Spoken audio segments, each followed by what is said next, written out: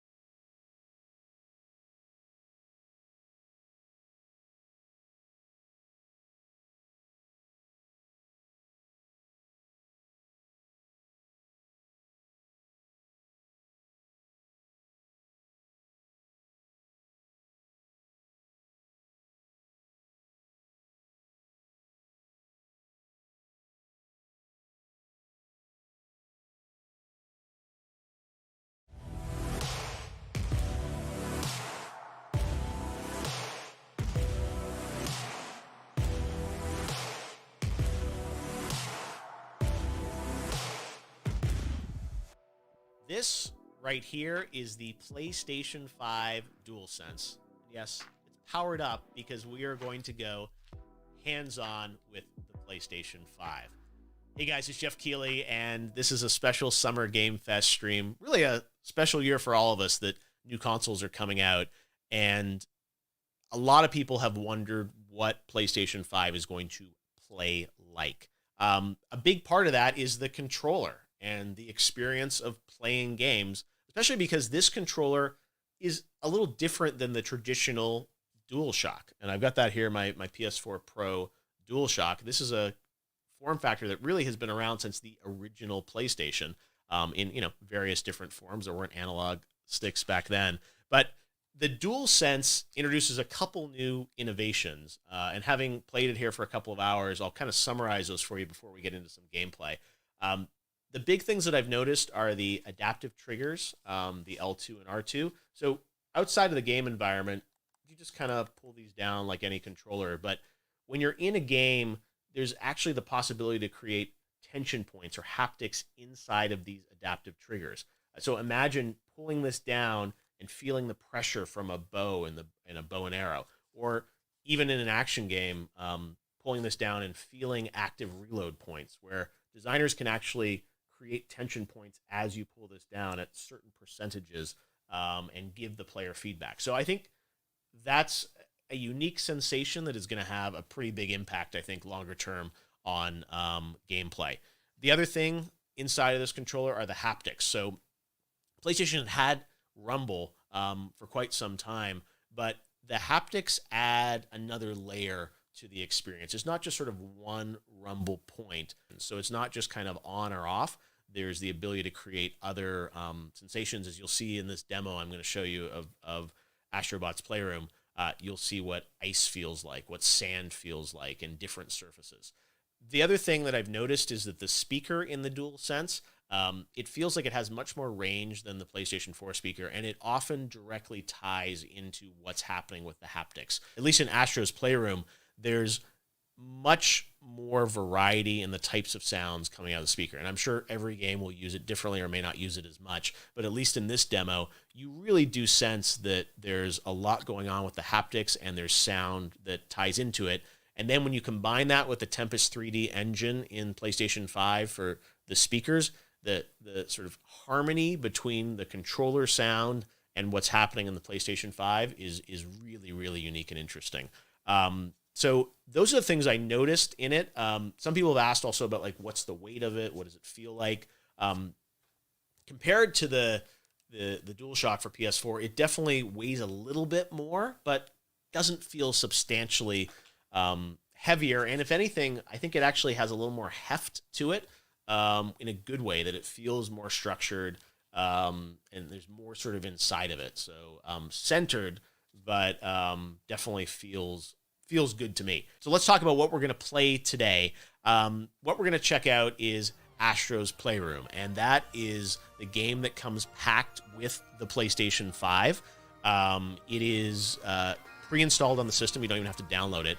And it's not just like a tutorial demo of 15 minutes. It's a multi-hour game. We're going to get to play one section of it today. And I think the reason we're playing this is because it comes with the system and it really showcases the controller. So, of course, everyone wants to see what Horizon Forbidden West looks like on the system. And this is a demo that is focused, I think, more on the controller and the haptics and the adaptive triggers versus trying to showcase the power of the SSD or, the true graphics horsepower of PS5. So that's all stuff we can look forward to. We've seen those games, at the event, and they look spectacular. So that's another aspect of PS5 that I'm sure hopefully we'll get to see more of in the coming weeks. But at least right now, we're going to look at the controller and how that relates to gameplay with Astro's Playroom. So let's call it up here and go hands-on live with PS5. So you can even hear the sound of my bot walking around. So full 6 degrees of motion as always. Looks like I'm going to have to flick up here on the pad to release my bot.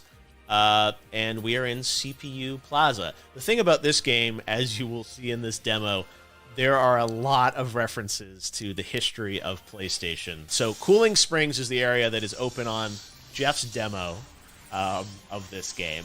And we are going to jump in here and just go through this experience with the bot. All right, so we're on the beach here. There are beach balls you can play around with.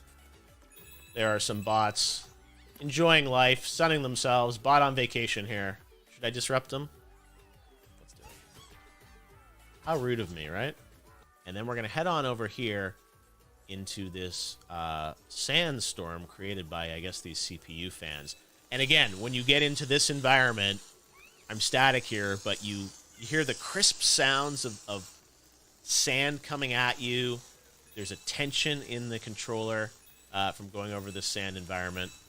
And then you push further in. Here we are.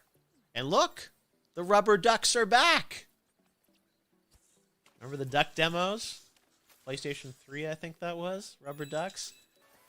All right, so I have this suit, and I'm going to push up on the controller, zip him up. This is the frog suit. And this frog suit shows off the adaptive controllers. So I'm going to move my controller left and right. And these adaptive triggers are really, really cool. And I've never felt something like this before in a console controller. As you push down on the controller, there's tension now in these adaptive triggers, and it's programmable. One thing that I think is really fun about this demo is it makes you think of how these technologies are going to be used in other games. So you think of Ratchet and Clank. I mean, obviously a lot of this gameplay similar in style to a Ratchet game. So you think of all those crazy graphics that we saw on the stream, but with this type of control and this kind of fun. So now we've made it to the frozen pool area of Cooling Springs. And here, we're going to pull down on this. And again, you see this ice, but you hear a storm literally inside of the DualSense, and sort of a small little rumble from the haptics. Little ice shards here. As you go past every ice shard, you hear the little tink of the ice shard. I wonder if, like, if I put this up to the mic, this is not ASMR, this is PSMR. Do you guys hear that? His little footsteps? All this is coming out of the controller. Got a checkpoint here. Now this one, you actually have to blow into the controller. Again, this one, you pull back, just like a bow and arrow almost. And look, I unlocked a PlayStation 3. I have a PlayStation 5. Well, I had a lot of fun playing with the DualSense controller and Astrobot. And I wanted to get a little more information on all things PlayStation. So joining me now is the worldwide head of marketing at PlayStation, Eric Lempel. Eric, how we doing? Hi, Geoff. How are you? I'm doing pretty good. I got to go hands-on with PS5, which was a nice surprise this week. I was not expecting it, but you guys are full of surprises for PS5, it looks like. Yeah, and you're one of the first to actually touch the DualSense outside of the company and the developers. I'd love to know what you think. This is a big thing for us. Yeah, no. Again, I'm used to going to a big event and playing with everyone, but the fact that I got it here and got to play it was really special. And I have to say, after watching the event and seeing the games, I was excited. But the gameplay feels like a whole other dimension to the experience with what's happening with the adaptive triggers and the haptics and everything. So it was one of those things that I was playing Astrobot, but imagining all the other games, how that's going to impact the experience. And one thing I'd heard is that demo or version of it, you guys actually shared with developers initially.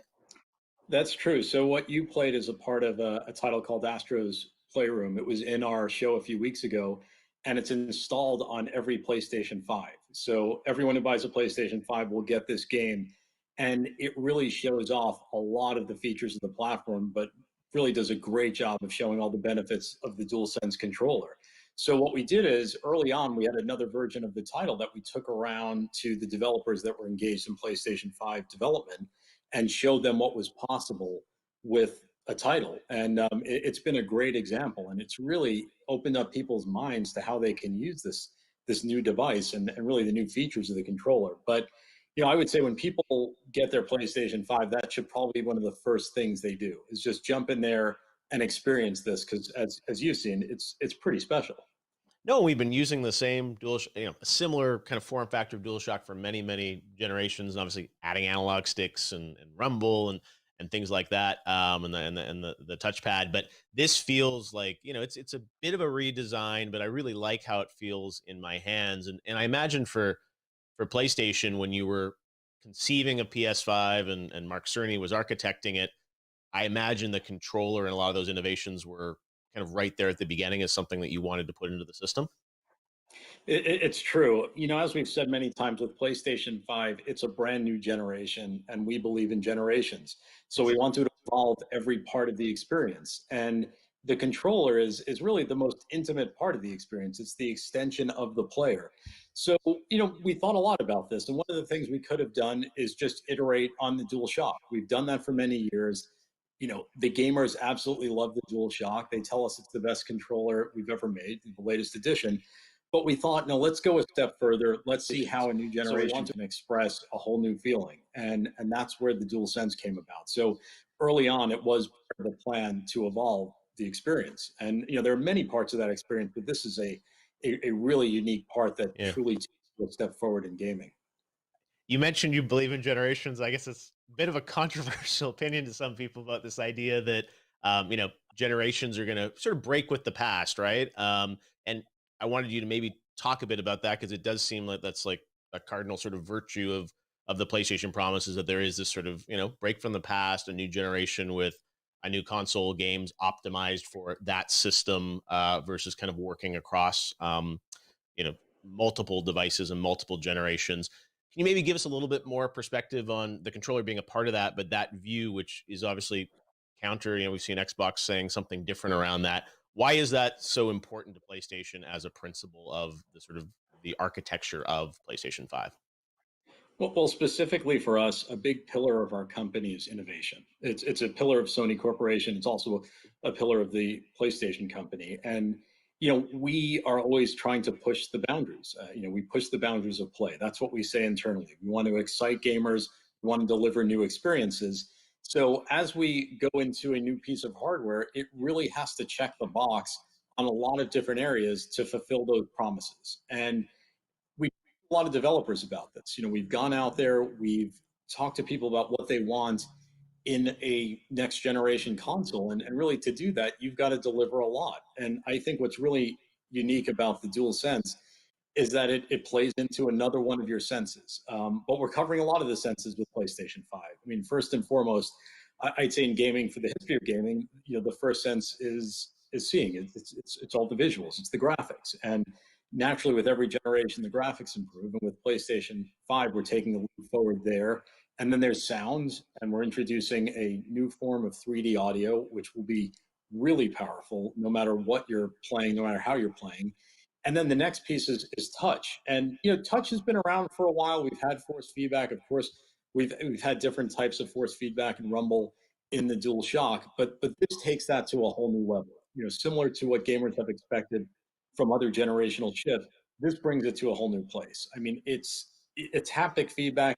It's these adaptive dynamic triggers. I mean, something no one's ever experienced before, and it really brings you closer to the game. And the biggest joy for us is putting this in the hands of developers, because developers want to push the technology as far as it can go to tell stories and really bring the gamer into their worlds. And we believe all of these things combined, as well as all the other great PS5 features we spoke about, really lead to a next generation experience. And in many cases, we can't take everybody with us from previous consoles into that experience. You need new hardware.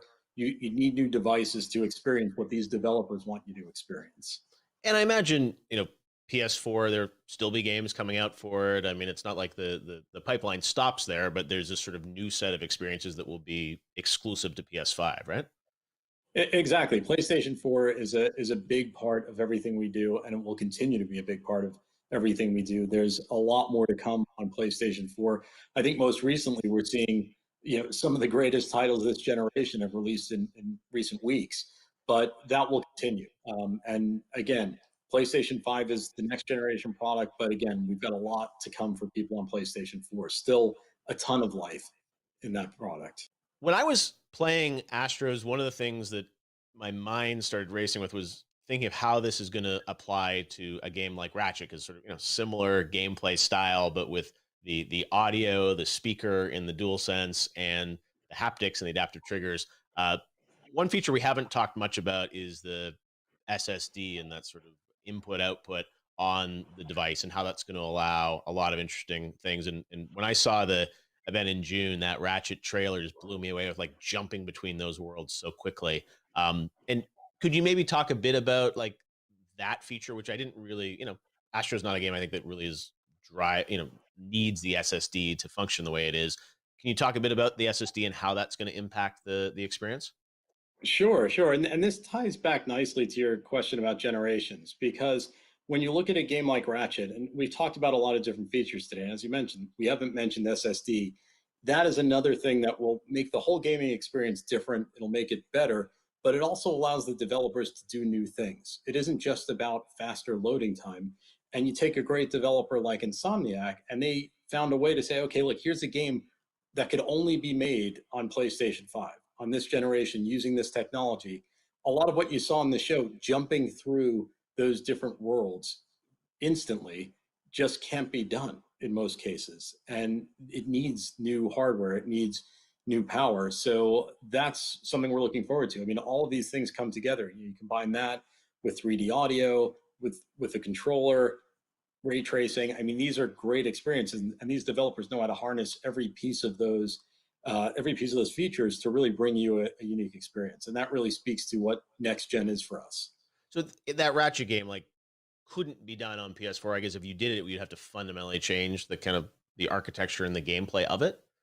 You would have to change it. You would have to change the way the game works. It would be a different experience. According to everything that Insomniac have told us, this hardware allows them to deliver on this vision. They could not make it. If they did, it would just be different. You would be playing a different type of game, and the experience would be different.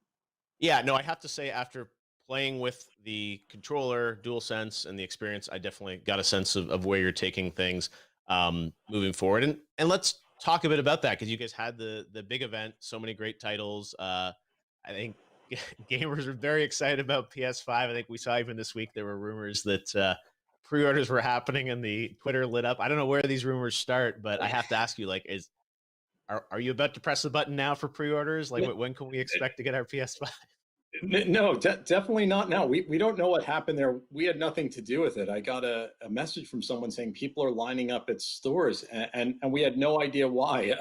So I think it's safe to say, for all of your viewers, we'll let you know when pre-order will happen. We will let you know. It's not going to happen with a minute's notice. We're going to, at some point, let you know when you can pre-order a PlayStation 5. So please don't feel like you have to go run out and line up anywhere until you receive official notice on how that'll work. So I don't know how that happened. Don't know who did it.